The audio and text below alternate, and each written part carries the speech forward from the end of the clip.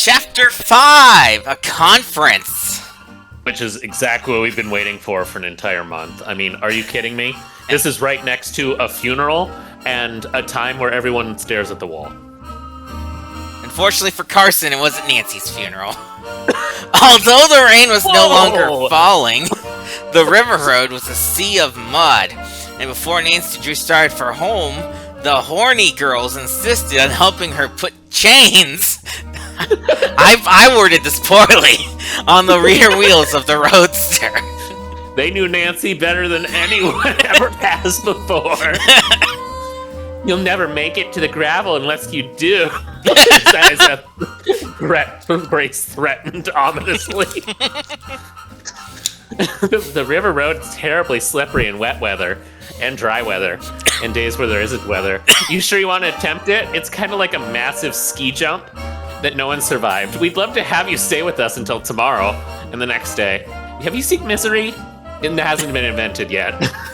Oh wait, that's a parody. Oh, I only have 2 miles to go before I strike gravel, and then I get home like a few minutes later and have to deal with Carson. Maybe I should stay, actually.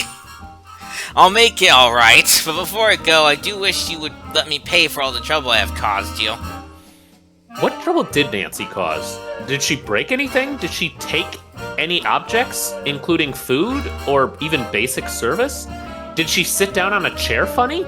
We couldn't think of accepting any money unless you write out a check for $500,000. Who needs a will of that kind of money? We thought that your hat was worth that. I don't know. We have a weird gauge of value. Anyway, yeah, fun, Allie added. At last, after thanking the Horner sisters for their hospitality, Nancy told them goodbye. Allie and Grace watched her until she had backed the roadster from the barn and was safely on the road. And for some reason, we're staying with them. Are we going to tell her that she ran over 3 ducks, an elephant, and perhaps the mayor? You're taking a big chance in this mud. Called out Allie, sending another ominous threat for no reason in particular. We booby-trapped it. Allie, do you think our voices changed from the last chapter? If you have any trouble, come back here. That is, if you can get back. Don't skid into a tree or into a ditch. That would be worse. What if you die? You won't die here quickly. Slowly, maybe. What are you trying to do, make me nervous? Demanded Nancy with a smile on her face. Carson's choice of the game is still like half a page away. No, we only want to see you get home safely, answered Grace. And by that time, the car was so far on its way, no more could be said. We'll keep talking to Nancy, promise. Once on her way, Nancy had little trouble, for she was a skillful driver. Unfortunately, the mud was heavy, and she realized that she was heading back towards Masonville instead of home. But although the roadster slipped along, she managed to keep it in the road. On the road? Whatever. Nevertheless, she was relieved when at last she reached the main graveled highway. I guess I'm gonna get this over with and go to Carson's office, she decided as she drove into River Heights. I want to tell him about my adventure right away. Why? What is the priority here? You were literally just in a house for the evening and then left. I mean, is this your first sleepover? I mean, knowing Carson. Oh, shit. She parked the car and surveyed it rather ruefully as she climbed out. Poor thing needs a bath. But even if I didn't get into mud, it was worth it. I can't read today. Otherwise, I would never have found out about the Horner girls. As Nancy was... Oh, go ahead. Do you remember the value of the adventure that we even had, which literally just consisted of us getting lost and scared and threatened several times in the last 3 minutes? We learned that the Horner girls have ties to Josiah Crowley. Oh, boy, that's amazing. It's almost as if everyone lives in the same town, and the dude lived to be 140. But cool. Continue. As Nancy was admitted to her father's private office, he arose from his chair to greet her. Ah! Oh, there, you little shit. I'm not getting up for you. I literally... That has just been a whoopee cushion here for the whole time. Finally stopped. Anyway, you know what, Nancy? It's been a while, and I just want to let you know, for as much as I hate you, I didn't want to have to. I didn't want you to have to stay with the poor people. That is a punishment even worse than I can dish out. Oh my gosh. I swear. I have been worried ever since this storm came up. I telephoned the house, and Hannah said you weren't back. I remembered that we paid Hannah. Don't want to do that, but it gave me a bad scare. That's money that we lose. Why did we even win the Civil War if we have to pay Hannah? Wait. I had a little adventure, Nancy announced, with an important air. Quickly, she told of her meeting with the Horner sisters and what she had learned concerning the Crowley will. Allie and Grace Horner are as poor as Hannah, but they're proud too. Nancy ended. If only we could do something to help them. They deserve a portion of the Crowley estate, but they'll never get it unless someone takes a hand. Nancy, I swear to God, I didn't raise you to be a commie-loving liberal. They were poor because they suck. They should work harder. Did you see them? Did they even lift a finger? Did they even have LinkedIn accounts, Nancy? I swear. They served me cake soup. Everything I hear makes me angrier.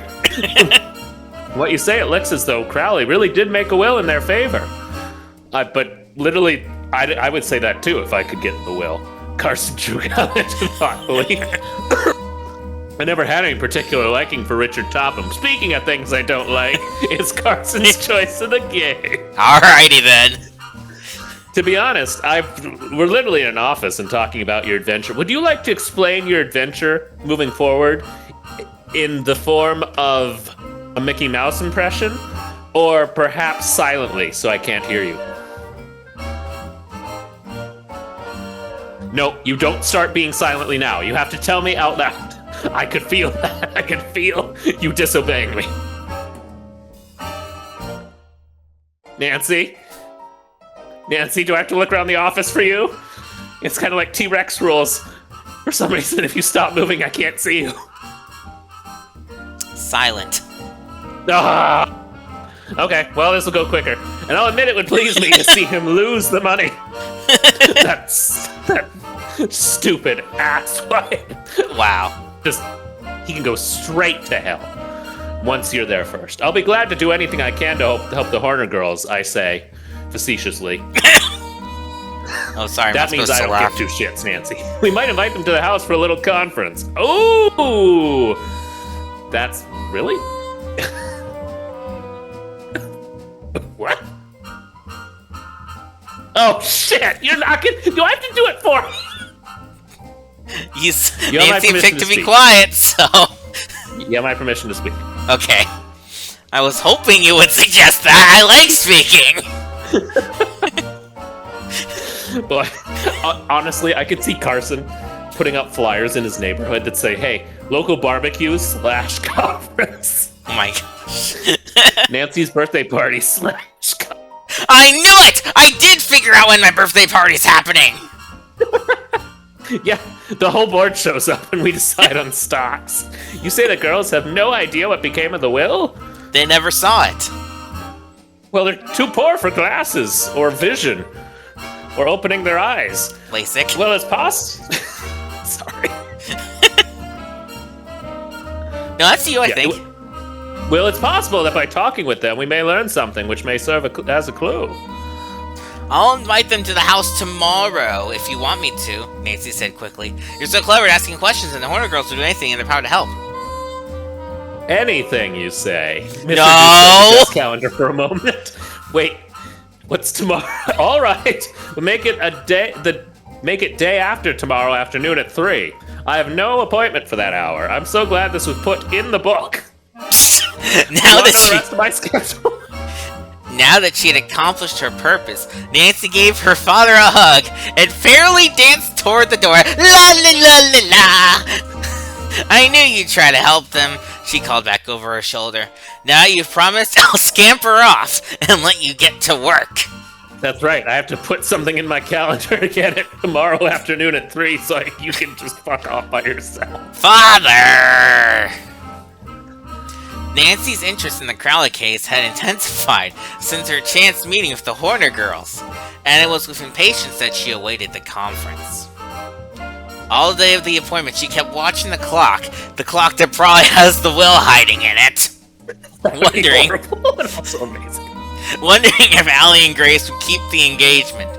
She had sent them the invitation, but since Evi had not been invented yet, it never arrived. And they had promised to come, but Nancy was a trifle uneasy, especially as the hour of 3 approached and the two girls had not arrived. I don't see why they don't come, she fretted. You think they are rich enough to own clocks? They probably have a sundial. Oh, good point. The words were scarcely out of her mouth when the doorbell jangled. Carson has a very poor choice in doorbells. You gotta play the piano while also using the harmonica. Kinda like Billy Joel, or it doesn't fucking work. We're not opening. Well, this song has harmonica and piano in it, so... Fine, come on in. Okay. That must be the girls now! She opened the door. It was indeed Allie and Grace Horner. Nancy greeted them enthusiastically, and ushering them into the comfortable study, introduced her father. At first, the Horner sisters were rather ill at ease. I can't say I blame them. But after a few minutes, they relaxed and began to talk frankly. Just imagining Carson in his hazmat suit with a bottle of Febreze. Oh my gosh. Tell me about Josiah Crowley, Drew suggested, as he was trying to hold his breath so the pour wouldn't catch. Grief. I understand he was a rather peculiar man. Right, because you're not peculiar at all, Father. Could you guys please get off all the furniture I covered with layers of plastic, please? Just float. Float amongst the living room.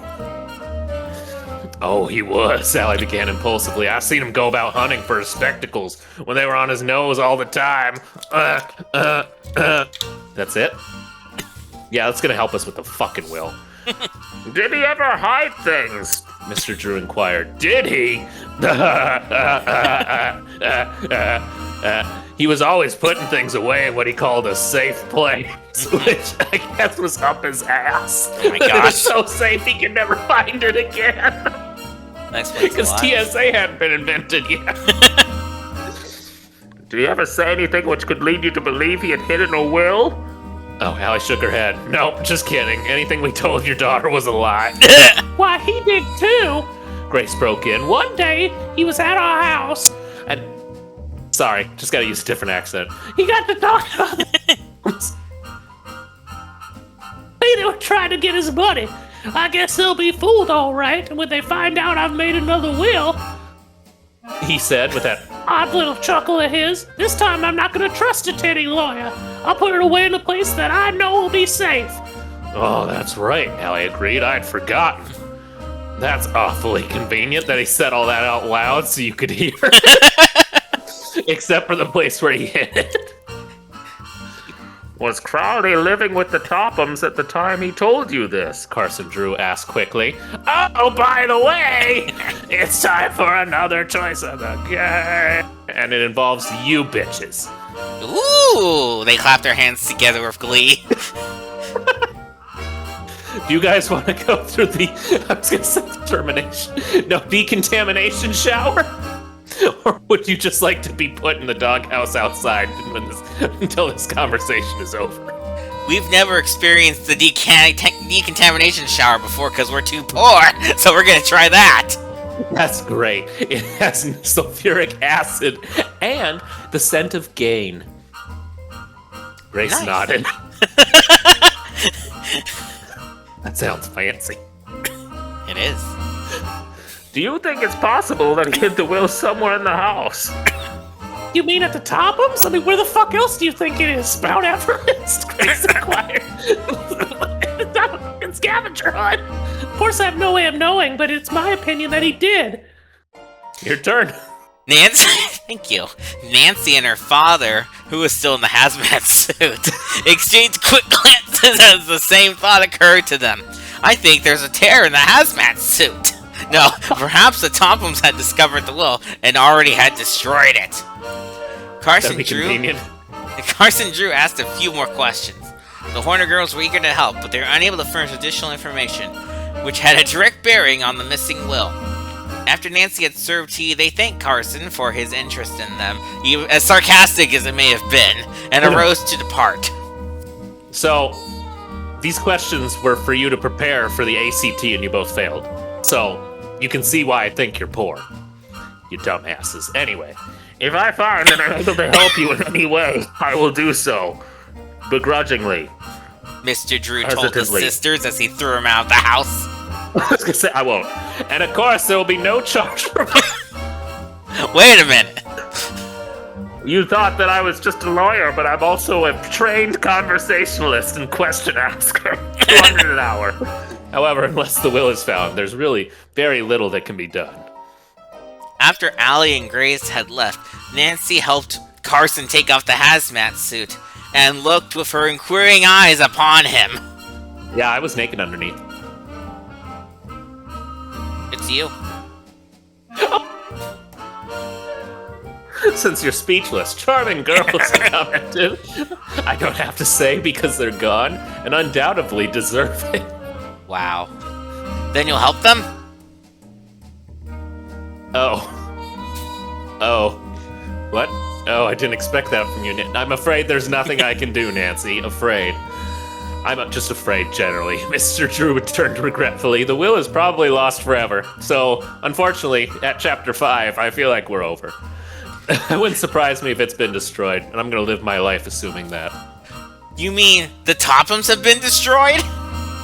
That would be delightful. Honestly, I would take a shredder to this entire town. The same thought came to me. Oh, sorry. I just nodded. Why are you stealing my lines, Father? This is what you sound like, Nancy. The same thought that came to me. This is what you sound like, Father. A will is probably lost forever. Oh, how could you? It would be just like them to destroy it if it fell into their hands.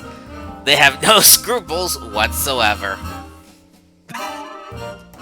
Honestly, should we just call the cops? Of course, we have no proof that the Tophams did away with the will, but I did see them on Epstein Island. Nancy, it would be very unwise to suggest a thing to the Horner girls.